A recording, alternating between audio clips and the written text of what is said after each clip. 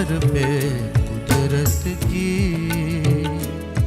फनकार ने दस्तक दी।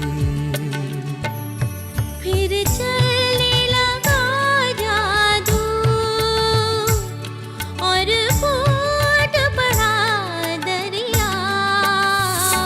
ख्वाबों के खजानों का पत्थर हो के शीशा हो, लकड़ी हो के कपड़ा हो, धातु हो कि नगीना हो, धागा हो या मिट्टी हो।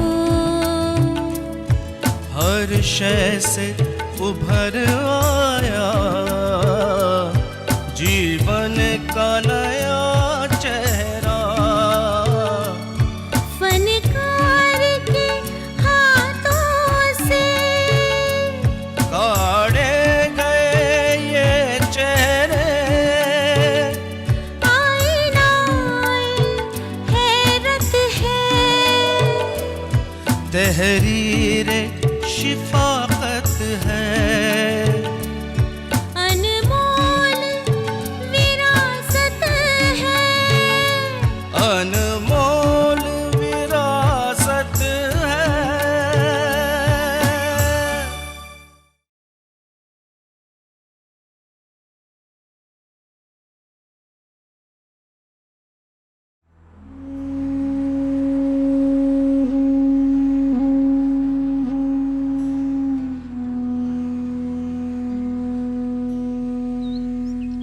ऊंचे पहाड़ों पर कोंडापल्ली किला 14वीं सदी में तामीर किया गया, जिस पर मुगलों से पहले विजयनगर के कृष्णदेव राय की हुकूमत थी।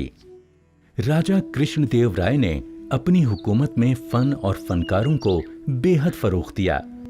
मैं जब भी आर्ट और क्राफ्ट के गलियारों से बाहर निकलती हूँ तो याद आती है पगडंडियाँ, जहाँ से चलकर ये हुनर हमारे पास पहुँचे हैं। ये पगडंडियाँ हमें ले जाती हैं फ़न और हुनर की उन जड़ों तक जो आज भी जदीद ज़िंदगी की भाग दौड़ से बेहद दूर हैं। ये वक्त को गुजरते देखती तो हैं, लेकिन अपने आप में सिमटी रहती हैं। मैं जब भी इन पगडंडियों पर चलती हूँ तो ऐसा लगता है कि मानो वक्त ठहर सा गया है और मैं वक्त की उंगली छुड़ाकर पीछे चली जाती हूँ। पीछे लौटते वक्त याद आते हैं खिलौने, रंग बिरंगे खिलौने, मेलों हाट बाज़ारों में मिलने वाले खिलौने, लकड़ी के खिलौने, मिट्टी के खिलौने, वो खिलौने जो दादी नानियाँ कपड़ों की कतरनों से अपने हाथों से बनाया करती थी, वो खिलौने जो मेरी अम्मी के पिटारे में है। मेरी अम्मी की पिटारी मेरे लिए किसी म्यूजियम की तरह थी, जो पिटारी सिर्फ खास मौक़ों पर खुला करती थी। एक बार जब अम्मी की पिटारी खुली तो मैंने उनसे बहुत जिद की कि अम्मी मुझे ऐसे ही खिलौने चाहिए। तो अम्मी ने बोला कि रूही बेटा, अब पता नहीं ये खिलौने बनते भी हैं या नहीं, न जाने कौन से गांव के हैं। मैंने उसी दिन सोच लिया था कि मैं इस दस्तकारी के बारे में पता लगाऊंगी और मुझे खुशकिस्मती से ये मौका भी मिल गया, एक ऐसे इदारे से वाबस्ता होकर जो इस दस्तकारी को जिंदा रखने के लिए काम कर रहा है। और आज मैं खड़ी हूँ कोंडापल्ली के किले में और हम यहाँ से तय करेंगे सफ़र कोंडापल्ली गांव का, कोंडापल्ली के खिलौनों के लिए। तो चलिए हमारे साथ ज़रा पता लगाते हैं उनके बारे में। राजा ने सदियों पहले राजस्थान के लकड़ी के खिलौने बनाने वाले कुछ कारीगरों को अपनी हुकूमत में बसाया था। कई सदियां गुजर गईं, लेकिन आज भी किले के साए में लकड़ी के खिलौने बनाने वालों का फन जिंदा है। कोंडापल्ली किले से देखें तो कोंडापल्ली देहात पहाड़ों की गोद में बसा छोटा सा देहात है, जो कोंडापल्ली खिलौनों के लिए बेहद मशहूर है, जिन्हें यहाँ की जबान में कोंडापल्ली बोमालू कहते हैं।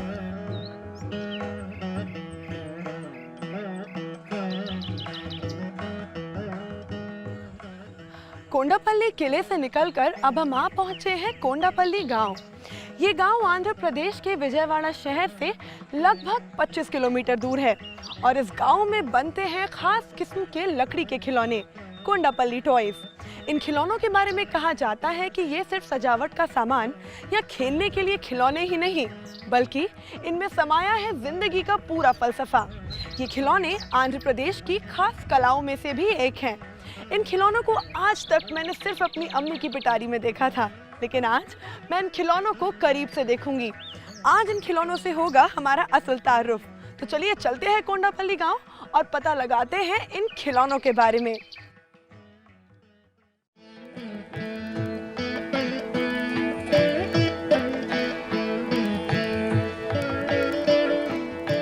हमारा मौजू और मिशन है कोंडापल्ली के खिलौनों के बारे में जानना कि किस तरह बनाए जाते हैं ये दिलकश खिलौने।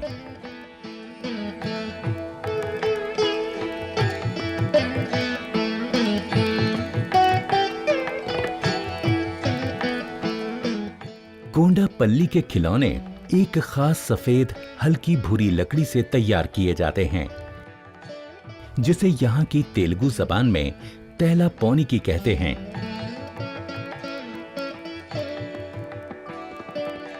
इस लकड़ी के दरख्त आसपास की वादियों में उगते हैं। यहाँ कारीगर ने अपने कारखाने के बाहर बड़े प्यार से इस दरख्त को पाला है। खिलौने बनाने के लिए लकड़ी के लट्ठों को बड़े छोटे टुकड़ों में काटा जाता है और हस्बे जरूरत तनों को चीरकर फट्टों में भी काटा जाता है। तैला पौनी की लकड़ी हल्की और नर्म होती है, जिसे तराशना बेहद आसान होता है।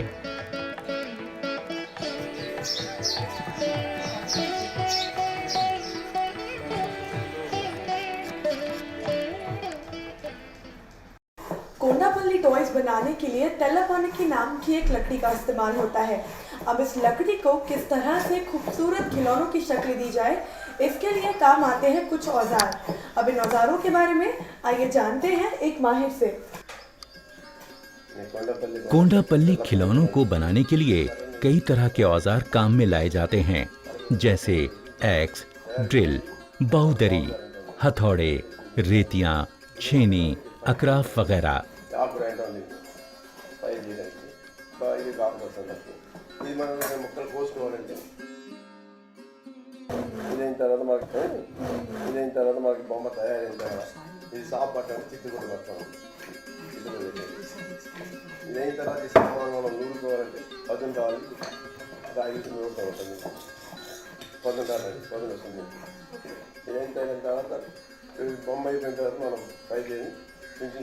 इस तरह से हम खिलौने बनाते हैं। ये है पाल पचाका, जो बहुत ही अहम औजार है। ये औजार लकड़ी को तराशने के काम आता है।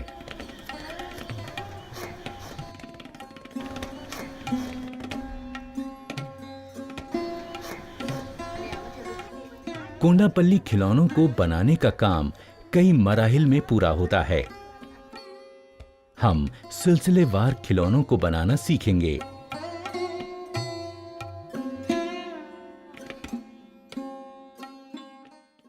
हर मरहले की अपनी खास तकनीक होती है, जिसके गवाह हैं ये खिलौने। इन खिलौनों को बनाने का तरीका बड़ा ही दिलचस्प है। खिलौने बनाने के लिए सबसे पहले लकड़ी को तैयार किया जाता है।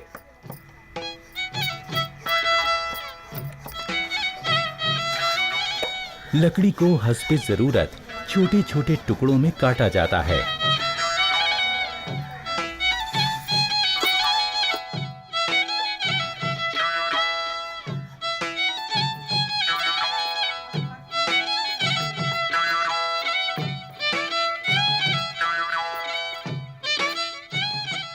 इसके बाद लकड़ी को छीलकर रंदे से घिस लिया जाता है। घिसने से ये लकड़ी चिकनी हो जाती है। इसके बाद जिस तरह का भी खिलौना बनाना हो, उसके मुताबिक लकड़ी के अलग अलग टुकड़े कर लिए जाते हैं।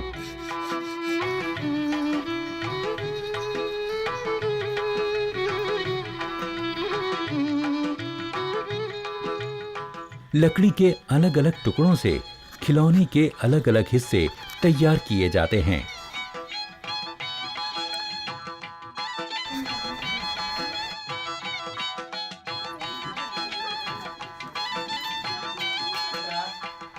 लकड़ी के टुकड़ों को जाली के चौखटे में रखकर सुलगते बुरादे की गर्माहट से हल्का हल्का तपाया जाता है। फन के माहिरीन मानते हैं कि इस तरतीब से लकड़ी की नमी तो दूर होती ही है, साथ ही लकड़ी तराशने के लिए और भी बेहतर हो जाती है।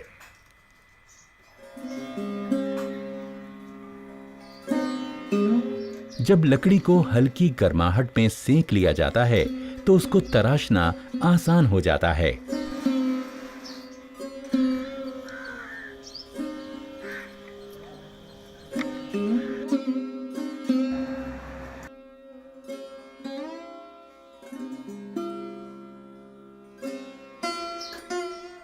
तराशने का काम पाल पचाका से किया जाता है, जो फनकार का अहम साथी है।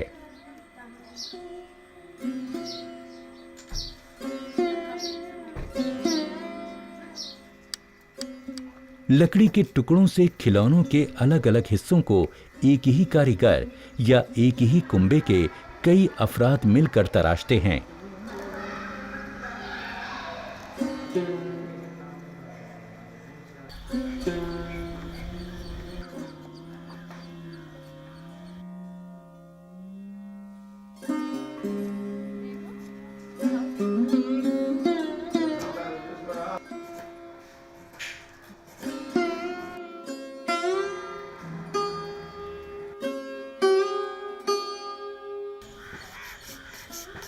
तराशे गए हिस्सों को बड़ी एहतियात से रंदे रेती की मदद से मुख्तलिफ शक्लों में ढाला जाता है।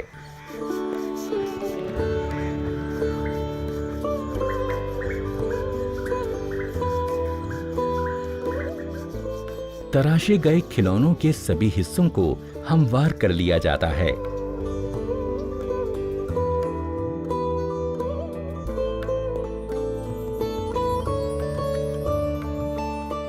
जब खिलौने के सभी हिस्से बन जाएं, तो उन्हें एक खास तरह की गोंद से जोड़ दिया जाता है। ये गोंद इमली के बीजों से पिसे आटे, जिसे यहाँ की जबान में मक्कू कहते हैं, और महीन बुरादे को मिलाकर बनाई जाती है। इमली के बीजों का आटा और बुरादे को पानी में डालकर पकाया जाता है। जब ये घोल दही जैसा गाढ़ा हो जाए तो बहुत बढ़िया किस्म की लुख्ती तैयार हो जाती है।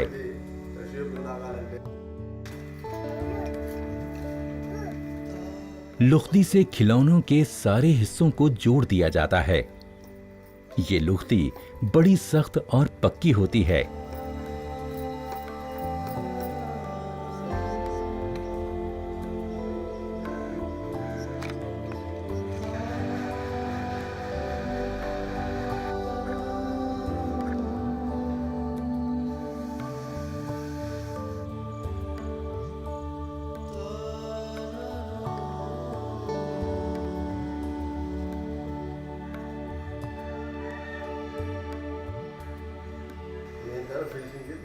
जो फिनिशिंग खिलौनों को औजारों से नहीं दी जा सकती, इसके लिए भी लुख्ती का ही इस्तेमाल किया जाता है। इसकी मदद से खिलौनों को हस्बे जरूरत संवारा जाता है।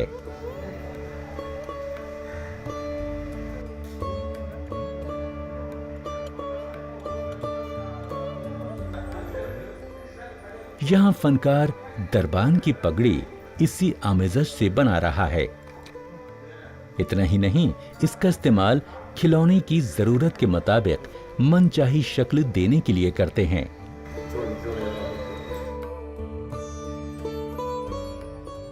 चाहे वो कंधों की गोलाई हो या फिर हाथी का जिस्म वगैरह।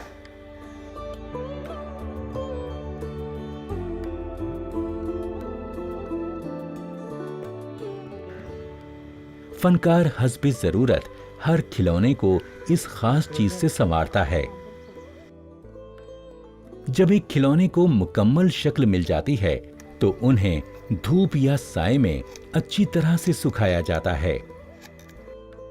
जब खिलौने सूख जाते हैं तो उन पर रेकमार्क यानी सैंड पेपर से रगड़कर पूरे खिलौने को हमवार चिकना मुलायम कर लेते हैं।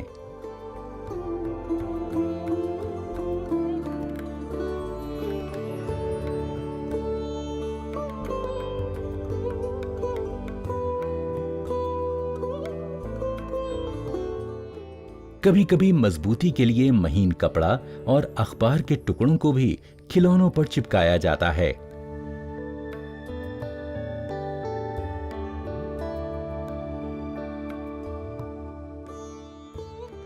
कोंडापल्ली खिलौने बनाने के लिए पहले खिलौनों के मुख्तलिफ हिस्सों को अलग अलग बनाया जाता है। मसलन इस हाथी और इस पर बैठे सवार का खिलौना बनाने के लिए सबसे पहले इस हाथी का शरीर, फिर इस हाथी के पैर, फिर इस हाथी की सूंड, इसके कान, इसका मुंह और इस सवार को बनाया गया होगा और फिर उन्हें साथ में इमली की गोंद से चिपकाया जाता है। और अब इस खिलौने को अंजाम देने के लिए और इसकी खूबसूरती में चार चांद लगाने के लिए इस पर बेहद खूबसूरत रंग किए जाएंगे। आइए देखते हैं। खिलौनों को अच्छी तरह से सुखा लेते हैं। खिलौने सूख जाने के बाद उन पर शुद्धा लगाया जाता है।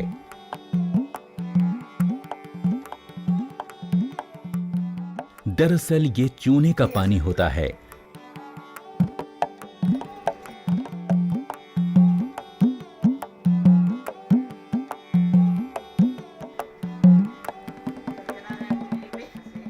शुद्धा लगाने के बाद कारीगर अच्छी फिनिशिंग के लिए प्राइमर का कोट खिलौनों पर चढ़ाते हैं।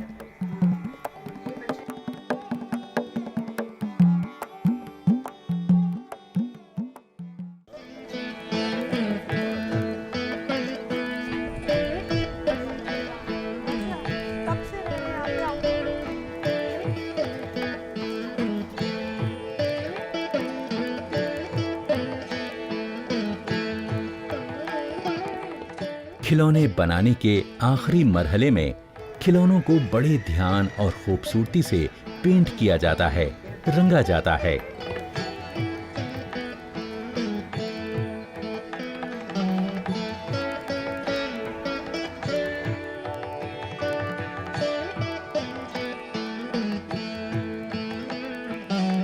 खिलौनों को रंगने के लिए पहले तो सिर्फ वेजिटेबल डाइस का ही इस्तेमाल होता था, लेकिन अब ज्यादातर उन्हीं खिलौनों को वेजिटेबल डाई में रंगा जाता है जो बाहर के मुल्कों में भेजे जाते हैं।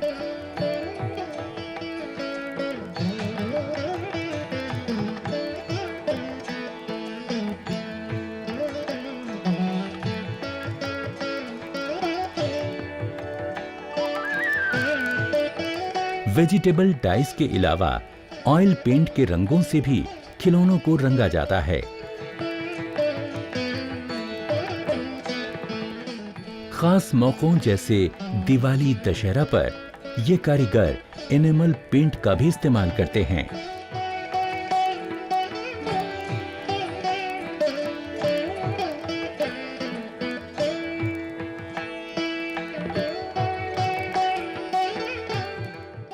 लक्ष्मी जी यहाँ पर वेजिटेबल डाई का इस्तेमाल करके इन दरबान के कोंडापल्ली खिलौनों में रंग भर रहे हैं।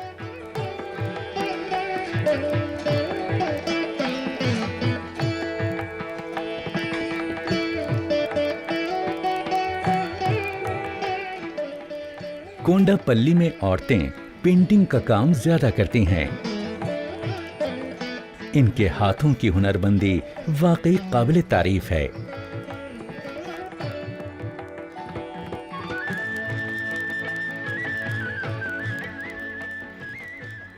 पहले कोंडापल्ली गांव के कारीगर बकरी के बालों से बने ब्रश का इस्तेमाल करते थे, लेकिन अब बदलते वक्त के साथ ये दूसरी तरह के ब्रशेस का भी इस्तेमाल करने लगे हैं।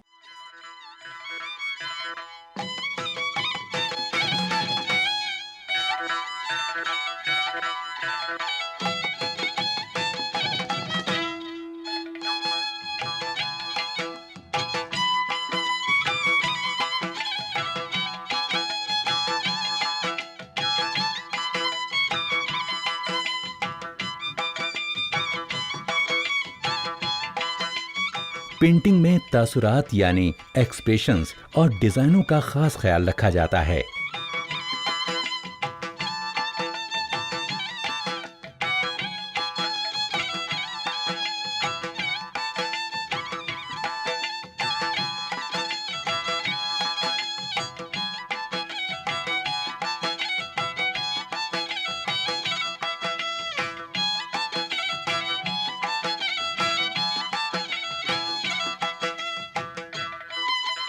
इन खिलौनों के चेहरों और नाक नक्श पर राजस्थानी सकाफत के रंग साफ तौर पर देखे जा सकते हैं। कारीगर रंगों की कारीगरी से खिलौनों में जान डाल देते हैं।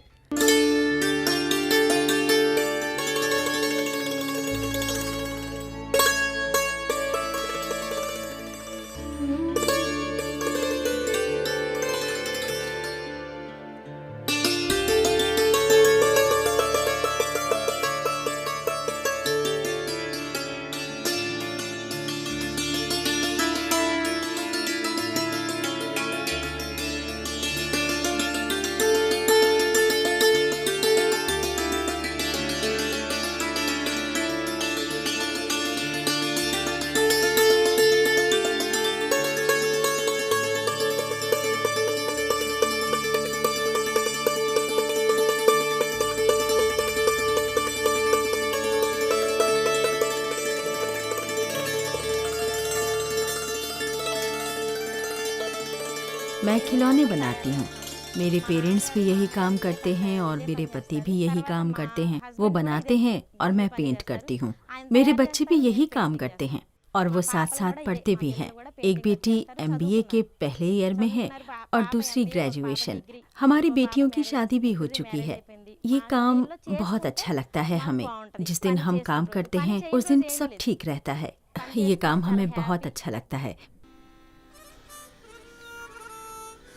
इस देहात के हर घर में खिलौने बनते हैं। ये इनकी खानदानी रिवायत है। रोजगार का जरिया भी यही है।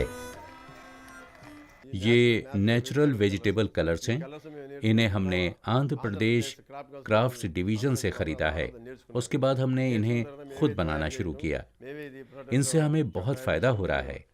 हमें बैरून ममालिक से भी और साथ ही आंध्र प्रदेश, कर्नाटक, चेन्नई से भी ऑर्डर मिल रहे हैं। इसे सीखने की वजह से कई सारे मौके हासिल हो रहे हैं। सरकार की तरफ से भी इसको बहुत फरोग मिल रहा है। तभी तो हम ये बना पा रहे हैं और यही काम कर रहे हैं। कोंडापल्ली के खिलौने बड़ी खूबसूरती से जिंदगी की नुमाइंदगी करते हैं।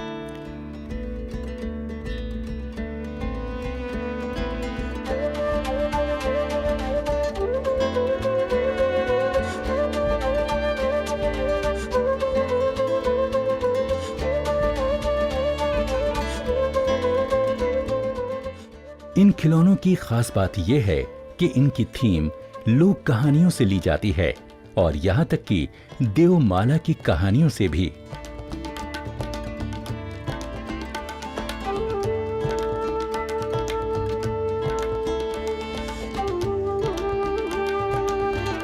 यहाँ का दशावतार बेहद मशहूर है। ये विष्णु के 10 रूप दिखाता है।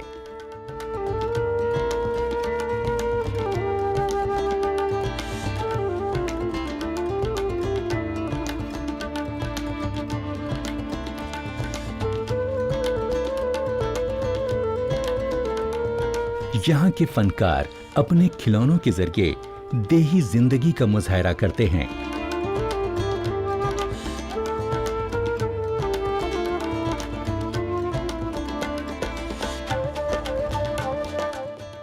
ये कारीगर बारीकी पर बेहद ज्यादा ध्यान देते हैं।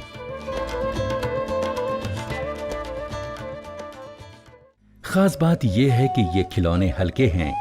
इन खिलौनों का साइज 15 से 20 सेंटीमीटर से लेकर 40 सेंटीमीटर तक रहता है। ये दस्तकार आज नए नए तजुर्बे कर रहे हैं। पुराने नमूनों के संग नए नए नमूने बाजार में ला रहे हैं। इन्हें काम की कोई कमी नहीं। ये खिलौने 10 रुपए से लेकर 10,000 रुपए तक के हैं। ये बेहद खुशी की बात है कि आज कोंडापल्ली के खिलौने मुल्क और बैरून ममालिक में बेहद मशहूर हो रहे हैं और तोहफतन एक दूसरे को दिए जा रहे हैं। जिंदगी में कितने रंग भर देते हैं ये खिलौने। देखिए, इन्हें देखकर ऐसे लगता है कि अभी अलमारी से बाहर निकल आएंगे ये नन्हे अजूबे। खिलौनों में जिंदगी नक्श कर देना कितना मुश्किल काम है, पर कोंडापल्ली के कारीगरों ने इस काम को बखूबी कर दिखाया है।